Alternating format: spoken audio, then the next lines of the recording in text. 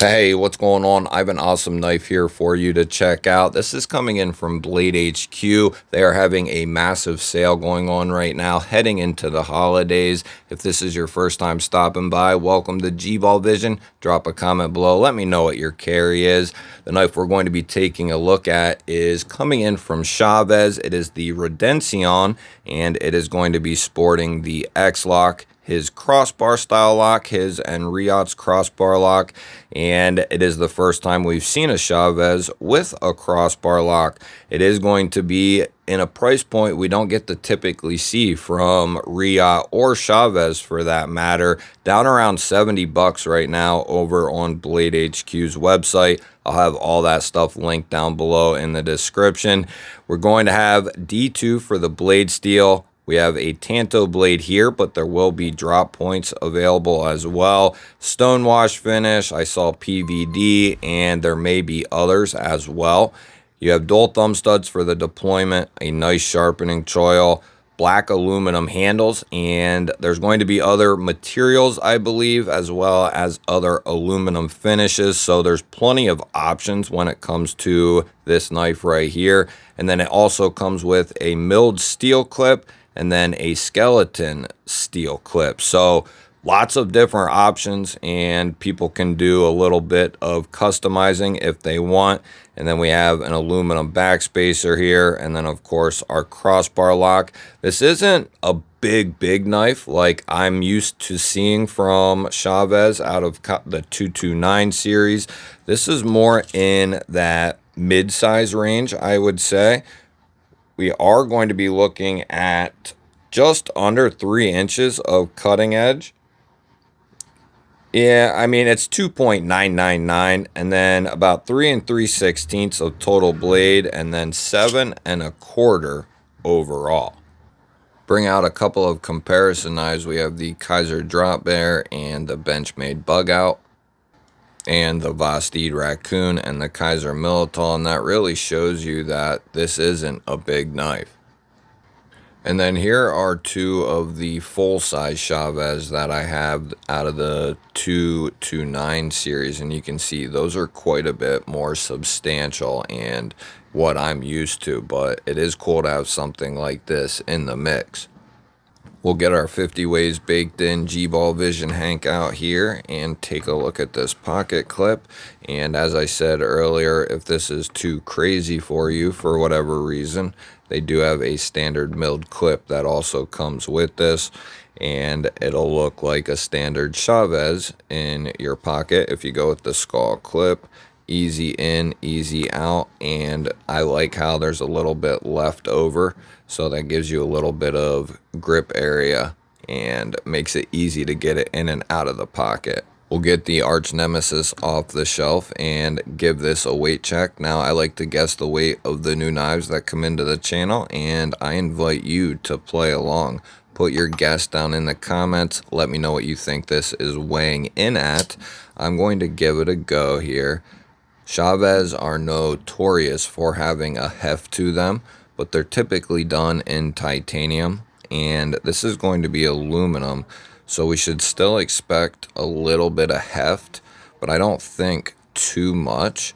I want to say this is going to be around 3.5, somewhere in there. I'm going to go with that. Put your guess in the comment. Oh! Hey, 3.7, 3.8 is what it's going to come in at, 106 grams. We'll get the calipers out and get a couple of measurements on the handle and blade, and this is going to be a huge difference here from the standard 229 to this. 0.42 and 10.8 millimeters. We'll go to the blade stock, 2.7 millimeters and 106 thousandths. So pretty thin, all things considered. We'll go to a behind the edge measurement here. Try to get a good hold. And that's going to come in there right around 25 thousandths. So not overly thin. I probably was a little high, so it's probably down around 24 thousandths or so. Let's see how this Chavez cuts out of the box.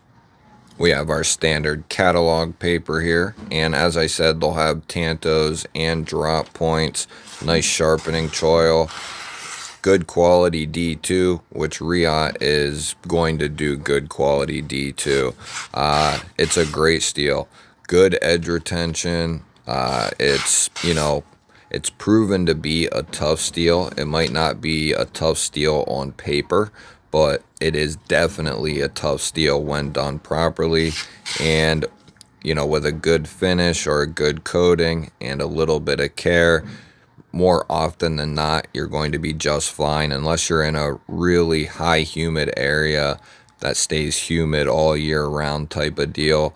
There are ways around it, but D2 for the most part is going to be just fine. And like I said, when done properly, it's going to perform very well. It's going to be user friendly as far as the edge is concerned, easy to maintain and hone up. So it has a lot of good qualities to it, and to get it from Riot in this price point, I think that is fair. Grab our off-grid driver here and see what kind of hardware we're looking at.